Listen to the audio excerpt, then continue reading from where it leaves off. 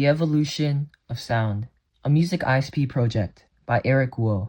In this presentation, we will be assessing each producer/composer individually, comparing their eras to see how music has evolved over time, and connecting both musicians, analyzing how Schiffer shaped Metro Booming's sound, and finally, connecting this to a broader theme on how innovation transforms artistic boundaries. Firstly, let's talk about Pierre Schiffer.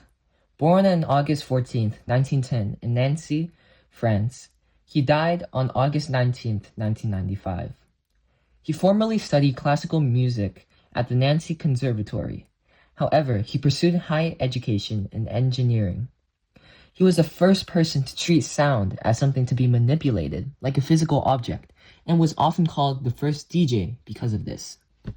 Pierre's musical style, known as musique concrète, was defined by a process where he pulled out real-world sounds, such as rain, storms, or flowing water, then manipulating the material directly in the studio. Since modern tools weren't available, Pierre had to physically interact with the music, such as chopping out sounds with razor blades.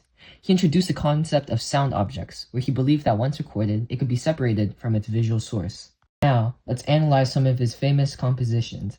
Firstly, Étude au chemin de fer is recognized as the first piece of musique concrète ever, constructed entirely of French steam locomotives, capturing the sounds of blaring whistles, wheels clicking, and engines chugging. Schiffer made this piece to prove that noises we hear every day can be crafted into a cohesive musical ensemble. This laid the foundation for modern sampling and techniques seen today. Secondly, we have Étude pathétique, widely considered as his first masterpiece. It features a bizarre, haunting auditory collage, including coughs, repeated speech, spinning tin cans, a ghostly harmonica, and scattered piano chords. This is known as the first vocal chop loop. Schiffer took a cough and a spoken phrase and looped it into serve as a rhythmic backdrop, something that would become the core of hip-hop in a few decades' time. Now, let's reflect on one of his most famous pieces, Symphonie pour un homme seul. There isn't a single steady tempo. Instead, it shifts with the various samples, varying from fast and chaotic to slow and calm. The song is very dynamic, with parts often contrasting with one another. It shifts between sudden loud bursts and quiet, intimate sounds, giving it an unsettling vibe. Instead of traditional instruments, the song uses noises that are cut, looped, reversed, and more. The piece evokes feelings of anxiety, chaos, and a dreamlike sound. The mood constantly shifts throughout. For my personal reaction, this work seems more cohesive than Schiffer's early compositions, and as such, it made me feel a sense of eeriness, possibly due to the more polished nature of it. It's time to introduce Metro Boomin. Born on September 16, 1993 in St. Louis, Missouri, he is largely self-taught, playing bass guitar in a school band and transitioning into producing at 13, learning FL Studio. He produced multiple #1 albums on the Billboard Top 200, and his iconic producer tasks, If Young Metro Don't Trust You, I'ma Shoot You, and more are globally recognized. Metro Booming's production style is characterized by dark cinematic trap beats that combine distorted 808 bass lines with eerie minor key melodies. He utilizes crisp percussion and strategic drops in the arrangement to build an atmospheric tension. Beyond making beats, he can serve as an executive producer, using seamless transitions and vocal samples to craft album-length narratives, showing his genius in manipulation of sound. Now, let's analyze two of his famous tracks. In Creepin', Metro Boomin keeps the instrumental simple and atmospheric instead of overcrowding it, combining with the soft synths, reverb, and echo to create a dreamy feeling. Moreover, the song allows The Weeknd's vocals to stand out, contributing to the emotional impact of the song. Metro's production style stands out here, making the beat feel cinematic without sounding busy, which makes the song way more memorable. In Father Stretch My Hands, Part 1, the intro of the song cements it as one of the most recognizable hip-hop tracks of the 2010s. The song starts with a gospel sample, soft ambient synths, and humming from Kid Cudi, creating a spiritual vibe. Then suddenly, Metro Boomin's tag, If Young Metro Don't Trust You, I'ma Shoot You, is said, then the beat explodes. This legendary and energetic intro kickstarts a high-energy and dynamic track. Now, let's reflect on arguably his most popular song, Mask Off, with Future. The tempo of the song ranges from 70 to 150 BPM, though it feels slow and heavy despite the technical speed. The song stays smooth and controlled, with soft, melodic loops creating a trance-like effect.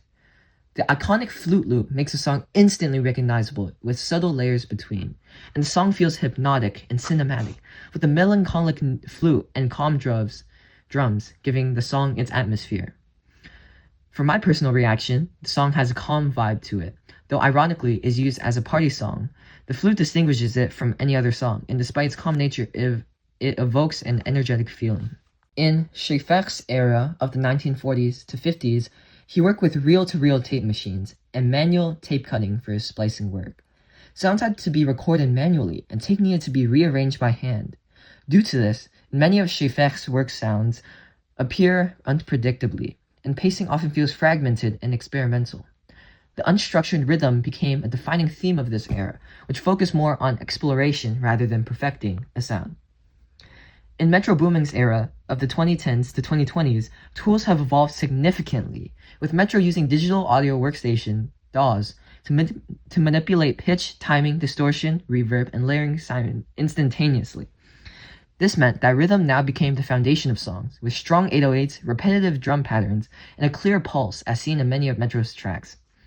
Through this, music evolved from experimenting with rhythms to now having it become a central part of the song. From one musician to the other, we will analyze the impact of past music to the present.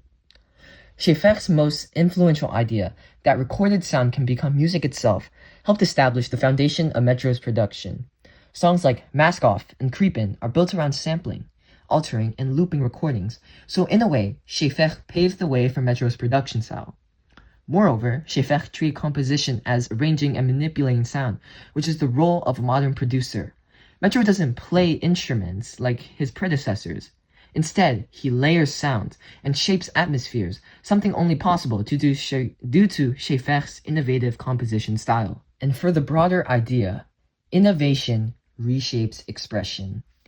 Schaeffer challenged the traditional definition of music in the 1940s. At the time, music was expected to have instruments and live performances, yet Schaeffer introduced techniques that were viewed as strange. Decades later, those same ideas became foundational to modern production. Metro Boomin represents that evolution, where something once considered experimental is now part of mainstream culture. This pattern is seen across almost every mainstream art form. Early films were only simple stage recordings, but transformed into something much bigger. The recurring pattern in every era sees an innovator challenge existing rules, with society initially resisting. Then, new technology expands creative possibilities, with future artists building on those innovations. This is exactly what happened with Metro Boomin and Pierre Schaeffer. And in the end, this is more than music. Innovation transforms art by turning once experimental ways of shaping sound into the mainstream language of emotion and creativity. Thank you.